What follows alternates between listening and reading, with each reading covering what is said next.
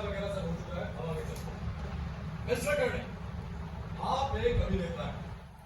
Yes, और इस बात का मुझे गर्व है। अरे उसकी फिक्र छोड़िए, आप ये बताइए इस महिला को जानते हैं? यू नो दिस लेडी और नॉट?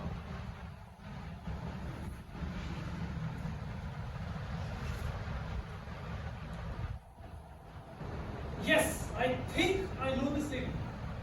थिंक के क्या माने होते हैं मिस्टर कर्णिक? थिंक माने सोचना या विचार करना। अगर आपको मेरी बात पसंद है तो डिक्शनरी है।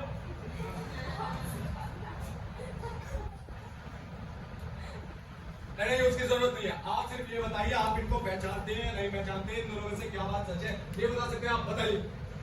स्ट्रेंज।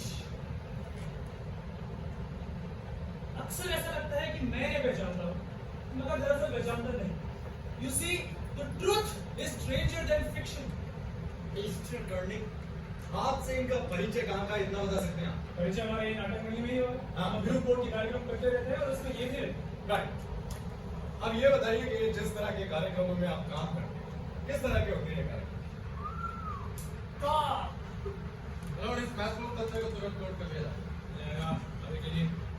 मिस्टर कर्णिक, अब आप सत्य का स्मरण करके बताइए कि जिस तरह के नाटकों में आप काम करते हैं उसमें माता की व्याख्या के शब्दों में की जाती है। आजकल के नए नाटकों में तो वो रहता ही नहीं। वो सारे नाटक तो जीवन की अर्थहीनता पर आधारित होते हैं। यानी कि ये समझिए कि मनुष्य जो है वो स्वयं ही एक बस यही सब मुझे सख्त ना भरा है। अरे मनुष्य का कोई ना कोई देह होना ही चाहिए। बिना देह के मनुष्य थोड़ी। आप उसे पाप पोस कर बड़ा करती है, वो माता है, या अपने राक्षसी पंजे धसाकर उसकी हत्या कर देती है, वो माता है। इन दोनों में से कौन सी व्याख्या आपको ठीक लगती है? व्याख्या तो दोनों ही ठीक है, क्योंकि दोनों ही माताएं अपने बच्चों को जन्म देती हैं। मिस्टर कर्णिक, मातृत्व के क्या अर्थ होते हैं? बच्चे को जन्म देना। अरे बच्चे का जन्म तो पशु भी देते हैं। तो उनमें ही माताएं होती है। मैंने कब कहा कि माता से इंसानों में होती है, पशुओं में। इस मुकदमे में मैं भी कुछ महत्वपूर्ण जानकारी देना चाहता हूं। Mister Karnik, in the box.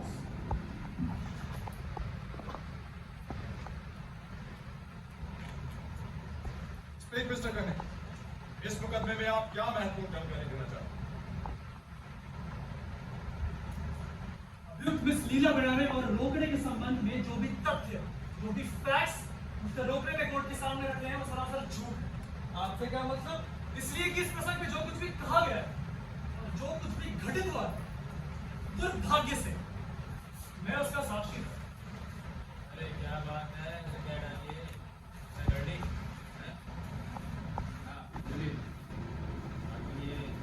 बना रहे हैं। अरे गुत्थी में तुम्हारी सारी जिंदगी ही उलझी हुई है मिलॉर्ड। पाश्चात्य नाटककार यूजीन पॉइंट मिस्टर कर्णिक, गुत्थी क्या मत कीजिए, विषय को साथ लेकर चलिए।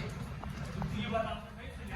मिस्टर कर्णिक, आपको इस मुकदमे में रोकड़े और अभियुक्त मिस लीला बेनारे के संदर्भ में जो भी बातें रखी गई उसमें क्या बदलाव करना है उस पर बोलिए, सीधा वहीं पे आ गया। सत्य का स्मरण करके ये बताना मेरा कर्तव्य है कि अभियुक्त के मुख कमल पर रोकड़े ने थप्पड़ नहीं मारा। झूठ कहते हैं। जो कुछ भी हुआ वो इस प्रकार था। पहले अभियुक्त ने रोकड़े को घेर कर रोका। ये देखकर मैं उत्सुक हो गया कि आगे क्या सिचुएशन बैठती है और चुपचाप कोने में छुपा रहा। अभियुक्त ने रोकड़े से कहा, तो फिर तुमने क्या फैसला किया? इस पर रोकड़े ने जवाब दिया कि भाभी के हुक्म के बिना मैं कुछ भी नहीं कर सकता, आप मुझे मजबूर मत कीजिए। इस पर अभियुक्त ने कहा कि भाभी की गुलामी में और कितनी जिंदगी बिताओगे? इस पर रोकड़े ने फिर कहा कि इसका कोई अंत नहीं, हर इंसान की अपनी अपनी तकदीर होती है और शादी की बात तो मैं सोच भी नहीं सकता। इस पर अभियुक्त ने थोड़ा समय लिया और फिर से पूछा कि तुम फिर सोच लो, मैं तुम्हारा सारा भार उठाने के लिए तैयार हूं, तुम्हें कोई भी कमी नहीं आने दूंगा। भाभी और रत्ना से डरने की जरूरत नहीं है और फिर तुम आत्मनिर्भर भी हो जाओ।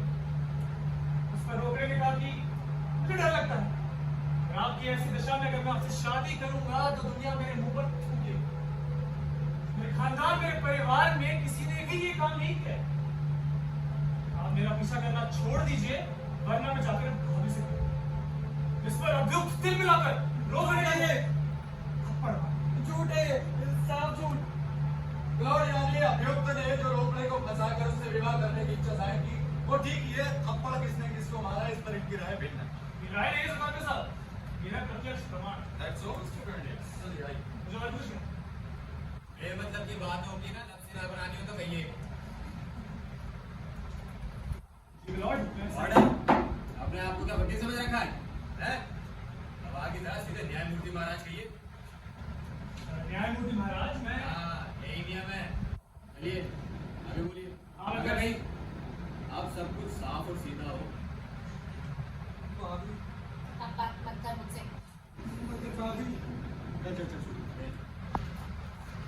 न्यायमूर्ति महाराज, अभियुक्त का एक मौसेरा भाई है जिसे मैं जानता हूँ, यानी कि परिचय बहुत सहयोग से ही हो गया है।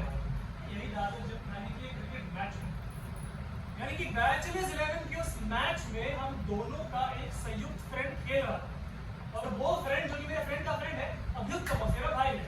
ये सूचना भी मेरा फ्रेंड नहीं मुझे दी, यानी कि मेरा फ्रेंड अभियुक्त के फ्रेंड को जानता है और अभियुक्त को उसे जानती है, यानी कि अभियुक्त के बारे में उसे काफी जानकारी है। I see। आप इसे किस्से की तरह क्यों बांध रहे हैं? फ्रेंड का फ्रेंड है।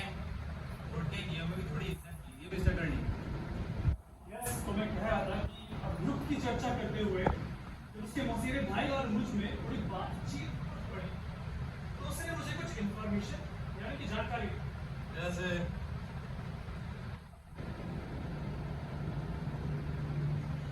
जैसे कि अभियुक्त ने एक बार आत्महत्या करने की कोशिश की।